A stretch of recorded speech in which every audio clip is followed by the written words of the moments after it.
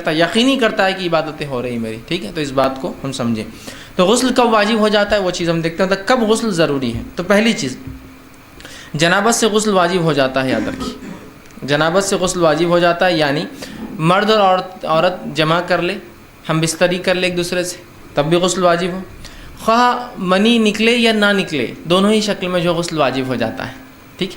اس لیے کہ جو صحیح مسلم کی روایت میں نے ابھی آپ کے سامنے رکھی تھی کہ آپ کیا فرماتے ہیں، جب مرد کی شرمگاہ عورت کی شرمگاہ سے تجاوز کر جائے تو اس پر غسل واجب ہو جاتا ہے۔ تو یہاں یہ نہیں کہا کہ جب وہ منی خارج ہوا تو غسل واجب ہو جاتا ہے، صرف لگ جانے سے۔ دوسری ایک روایت کے الفاظ ہے، جب مرد کی ختنہ عورت کی ختنہ سے لگ جائے، ٹھیک ہے، تو پھر اس پر غسل واجب ہو جاتا ہے۔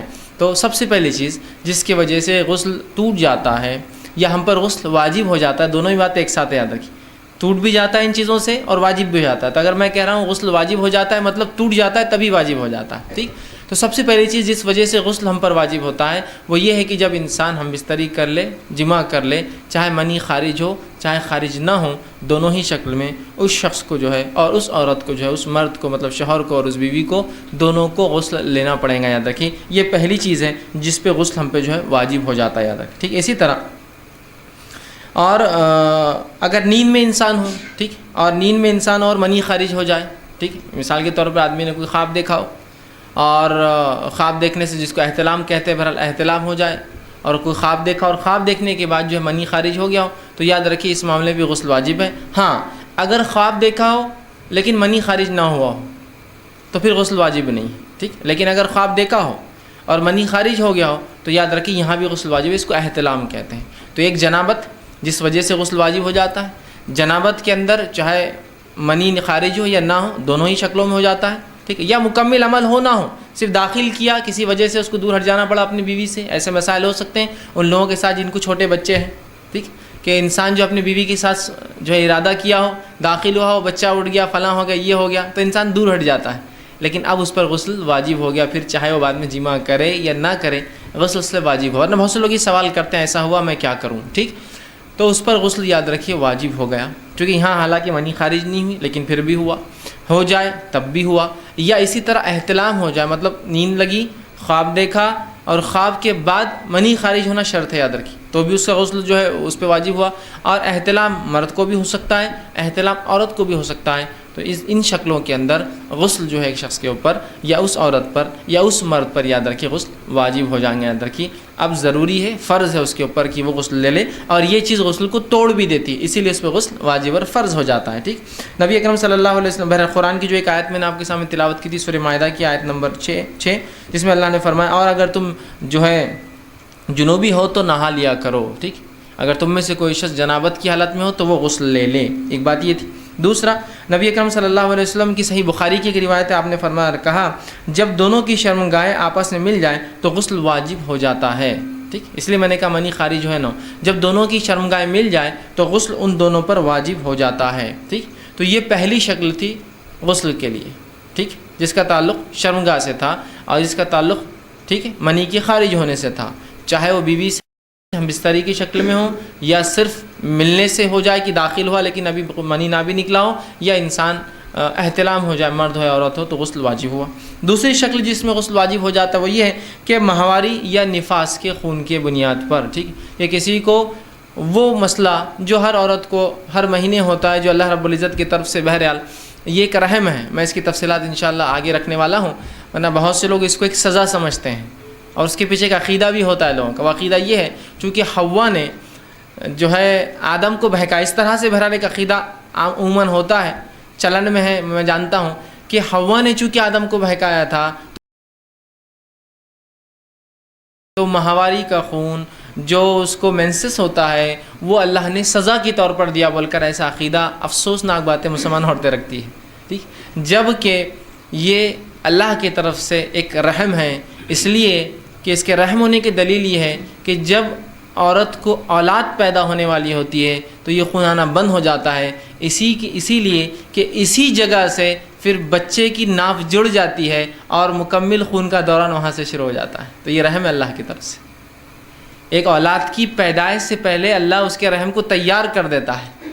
یہ خون جو حیض میں نکلتا ہے، جب انسان کو اولاد ہونے والی ہوتی ہے تو عورت کا خون بند ہو جاتا ہے، تو درخت بند نہیں ہوتا، وہی خون جا کے اس کی ناف سے لگ جاتا ہے اور اس کی باڈی میں، اس بچے میں سرکولیشن میں آ جاتا ہے. سمجھے آپ؟ تو یہ رحم ہے. تو جہاں عیسائیت کے نزدیک اور یہودیوں کے نزدیک حیض آنا سزا ہے عورت کو، اور دیگر تقریباً تمام مذاہب میں یہی معاملہ ہے. جس کی بنیاد پر حیض آتا ہے تو عورت کو گھر سے الگ کر دیتے ہیں، اس کے ہاتھ کا کھانا نہیں چلتا، پانی نہیں چلتا. شریعت نے یہ بتایا کہ یہ تو عورت پر اللہ کا رحم ہے کہ اس نے جو ہے اولاد کی پیدائش سے پہلے اس کو تیار کر دیا. بہرحال چلیے، تو حیض اور نفاس کے خون کے آنے سے جو ہے یاد رکھیے غسل واجب ہو جاتا ہے.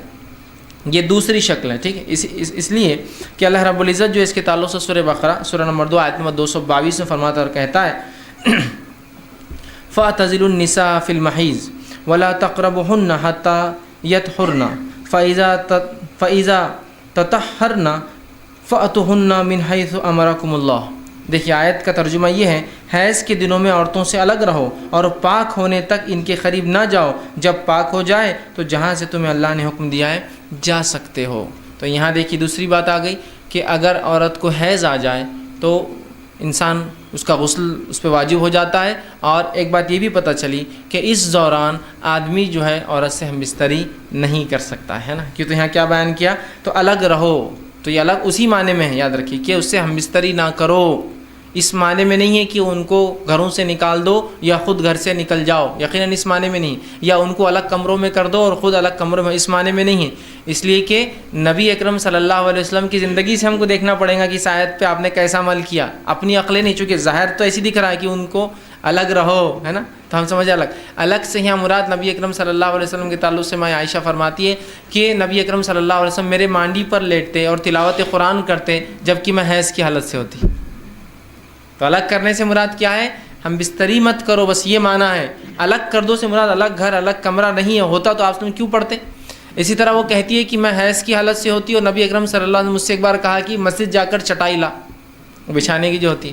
تو میں نے کہا اللہ کے رسول میں تو حائضہ ہوں. تو کہا کیا حیض تیرے ہاتھ میں آتا ہے؟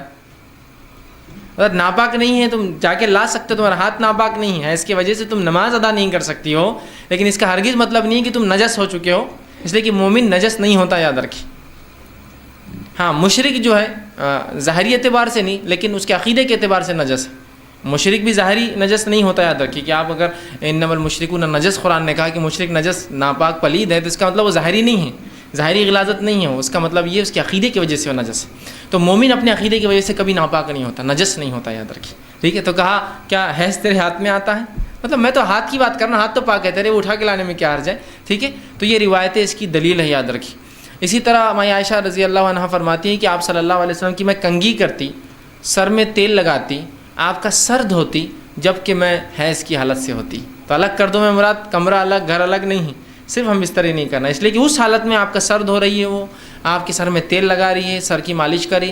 اسی طرح میمونہ رضی اللہ عنہا جو امہات میں سے یہ بھی ہے، وہ کہتی ہے کہ میں نبی اکرم صلی اللہ علیہ وسلم میرے پاس ہوتے اور فجر سے پہلے آپ کچھ نمازیں پڑھتے تو جو چادر میں حیض کی حالت میں ہوتی اوڑھی ہوئی ہوتی، اسی چادر کا ایک حصہ لے کے نبی اکرم صلی اللہ علیہ وسلم اس پر نماز پڑھتے.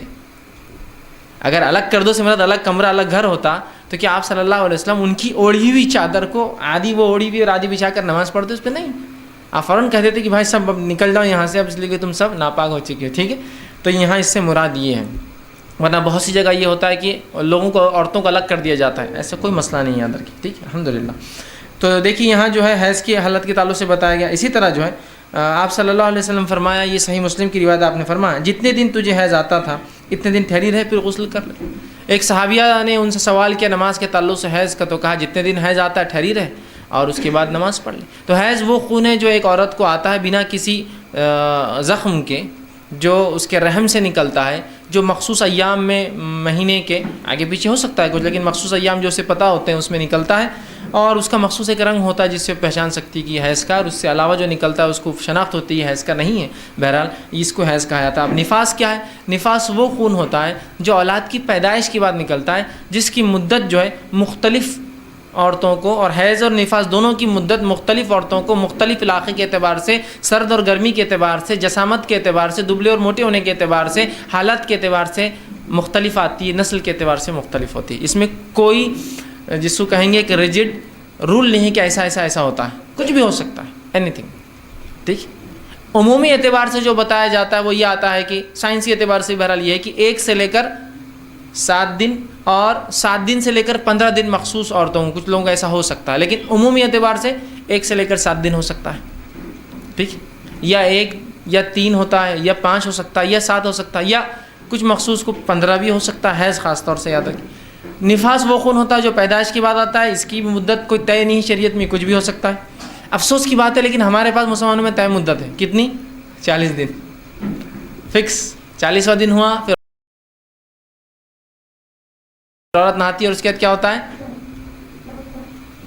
چلا، اس کی ایک دعوت دی جاتی ہے نا، آپر میں جاتے ہیں اور خوب چور کے کھا کے آتے ہیں نا، تو پھر وہ جو ہے اس کے لیے پروگرام رکھتے ہیں، ایسا کوئی حقیقت نہیں ہے۔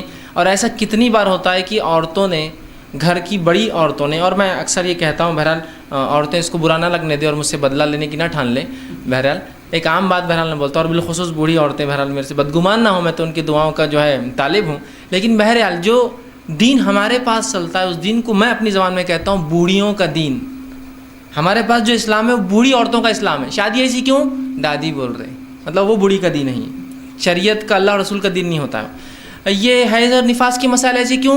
دادی اماں، پھپھو اماں، یہ اماں، وہ خالہ، وہ تائی، وہ چچی، وہ بوڑھی عورت، وہ انہوں ایسا بولتے تو وہ کرنا ہے۔ شریعت تو نہیں بولتی، نہیں پھر بھی ہم 40 دن کا ہی رکھیں گے۔ کیوں؟ انہوں بول رہے ہیں 40 دن تک عورت ناپاک رہتی، کیوں؟ شریعت میں تو ناپاکی ہے ہی نہیں، انہوں بول رہے نا بڑے، اس میں مردوں کو مداخلت نہیں ہے، عورتوں کا دین رہتا ہے۔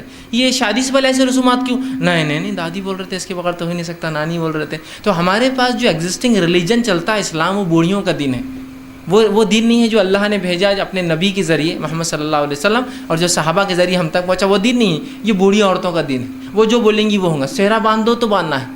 دادا تو نہیں بڑھ، لیکن دادی کی بڑی خواہش ہے مرنے سے پہلے کہ پوتے کو جو ہے صحرے میں دیکھ لیں۔ ان کو یہ خواہش نہیں ہے کہ جو اب جانے کا وقت ہے، کم از کم اب تو کتاب و سنت پہ آ جاؤں، لیکن مرتے وقت یہ خواہشات پوری واقعی مرنے تک اپنی بہوؤں کو ڈکٹیٹ کرتے رہیں گے کہ حیض اور نفاس کے مسائل وہ ہیں جو میں بتاؤں گی، شریعت کے مطابق نہیں۔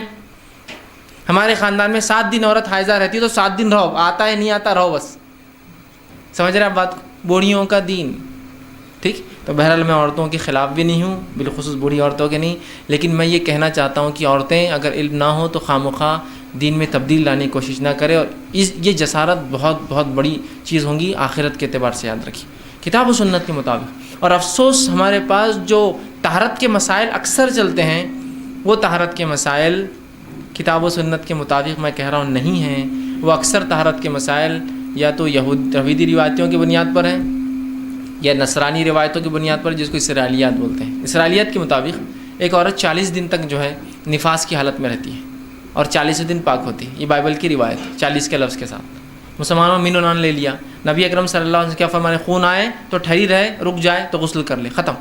غسل کتنا سادہ ہے، عورت، زمین، زمانہ، حالات سے تمہارے جو بھی حالات ہو، آئے تو مت پڑھو، رک جائے تو پڑھ لو، مطلب غسل کر لو، پاک ہو گئی۔ تو اب انسان کو اولاد پیدا ہوئی ایک عورت کو، 10 دن خون آیا، 11 دن بند ہو گیا، 12 دن نہیں آیا، ختم، غسل ہو گیا، نماز شروع ہو گئی۔ سمجھے بات کو؟ یہ مانا ہے نہیں ہم تو 40 ٹھہرے رہیں گے، اس لیے کہ ہم بائبل پر زیادہ اعتماد کرتے بنسبت کتاب و سنت کی روایت کی۔ دیکھیے آپ، یہ کامن ہے، یہ الگ بات ہے کہ یہ چیزیں ظاہر نہیں ہوتی ہیں، لیکن چونکہ مجھ تک بہت سارے سوالات آتے تھے، یہ مسائل میرے سامنے آتے رہتے کہ بھائی فلاں یہ ہے، دادی یہ بولتے، چچی یہ بولتے، ہمارے گھر میں یہ ایسا نہ کرے تو ہم کو بول رہے کہ تم گھر سے چل جاؤ میاں بیوی، اس لیے کہ تمہارے وجہ سے نحوست آ رہی پورے گھر میں۔ ایک صاحب نے جو ہے اپنے گھر کے اندر جو عقیقہ رکھ لیا، اب عقیقہ جب رکھا تو 40 دن کے اندر رکھ لیا انہوں نے، تو ان کے گھر والوں نے ان کو گھر سے ہکال دیا، اس عورت کو بھی، اس اپنے بیٹے کو بھی۔ جاؤ بولے، اس لیے کہ ابھی چھوت کے دن تھے اس کے، بولے ابھی ناپاکی کے دن تھے تمہاری بیوی کے اور تم عقیقہ کر رہے، بولے تم پر لعنت ہے، بولے نکل جاؤ یہاں سے۔ تو انہوں نے خیر بہرحال وہ اڑ گئے تھے، کہا عقیقہ تو کر کے رہوں گا جی، دوسری جگہ دعوت کی، گھر والوں کو لا جاؤ یہاں، عقیقہ تو ہونے والا اب، اس لیے کہ کیا لگا رکھا ہے، ہم نے دین اور شریعت کو مذاق اور کھلواڑ سمجھا ہے، یاد رکھیے بہرحال۔ تو دوسری چیز، حیض اور نفاس، اس کی کوئی طے شدہ وقت نہیں ہے، اس کی کوئی طے شدہ ایام نہیں ہے، ہر عورت زمین، زمانے، ماحول، حالات کے اعتبار سے مختلف ہو سکتے ہیں، ٹھیک۔ تیسری چیز، اسلام قبول کرنے پہ بھی ایک انسان کو نہانا پڑتا ہے، یاد رکھیے، اس لیے کہ نبی اکرم صلی اللہ علیہ وسلم کے پاس بہت سارے صحابہ کے اقوال ہے اسلام لانے کے بعد کہ میں نبی اکرم صلی اللہ علیہ وسلم کے پاس آیا اور اسلام قبول کیا تو مجھے آپ نے نہانے کا حکم دیا، ٹھیک۔ بہت سارے صحابہ کی بھی روایتیں، صحابیات کی بھی روایت ہے کہ میں آپ صلی اللہ علیہ وسلم کے پاس آئی، آپ نے میرا اسلام قبول کیا اور کہا فلاں جگہ جا کر تم غسل لے لو، ٹھیک. تو اس سے بھی پتہ چلا کہ اسلام لانے سے غسل ایک انسان پر واجب ہو جاتا ہے. اور اس کے تعلق سے جو روایتیں آتی ہیں بہرحال وہ بہت ساری ہیں، جیسے کہ ایک روایت ہے کہ صحیح مسلم کی روایت ہے، اور سمامہ بن اسال الحنفی، یاد رکھیے یہ قبیلہ حنفیہ کے تھے. حنفی بولے تو آپ حنفی شافی مت سمجھیے، ٹھیک ہے. اس قبیلے سے ان کی نسبت تھی، اس لیے الحنفی ان کے آگے لگا ہوا ہے. جب انہوں نے اسلام قبول کیا تو آپ صلی اللہ علیہ وسلم ان کو غسل کا حکم دیا کہ جاؤ آپ غسل کرو، اس لیے کہ تم نے اسلام قبول کیا. تو یہ تیسری چیز.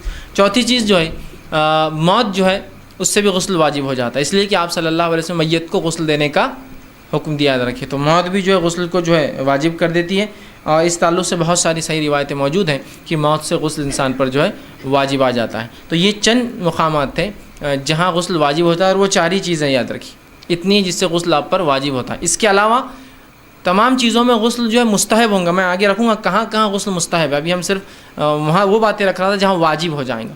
تو ان تمام حالات میں آپ پر غسل یا مجھ پر غسل یا مرد ہو اس امت کے یا عورتیں ہو اس امت کی، ان پر غسل واجب آ جائیں گا، جس کے اندر سے 3 باتیں تو کامن ہیں مرد اور دونوں کے لیے، کہ جیسا کہ احتلام ہو جائے یا ہم بستری کریں دونوں کے لیے، اسی طرح اسلام قبول کر لے یا موت آ جائے دونوں کے لیے. حیض اور نفاس کا معاملہ صرف عورتوں کے لیے. تو عورتوں کے لیے 4 چیزیں ہیں جن سے ان کا غسل ان پہ واجب ہوتا ہے. مردوں کے لیے 3 چیزیں جن پہ غسل واجب ہوتا ہے. مسلمان ہونے کی وجہ سے ایک چیز اور کم ہو جاتی ہے، اسلام قبول کرتے تو صرف 2 چیز باقی بچتی ہے ہمارے پاس جس سے ہم پہ غسل واجب آ جاتا ہے بس. اور اس میں بھی ہم مر جاتے ہیں تو غسل دوسرے کراتے ہیں. تو ایک ہی چیز یاد رکھنا ہے آپ کو غسل کے لیے. موت ہوتی ہے تو ہم تھوڑی غسل کرتے ہیں، لوگ کراتے ہیں، تو ان کو یاد رکھنا چاہیے کہ مجھے غسل کرانا ہے، ان کو میں تو نہیں کروں گا. تو ایک ہی چیز یاد رکھنا ہے آپ کو، ہے نا. لیکن اتنے پہ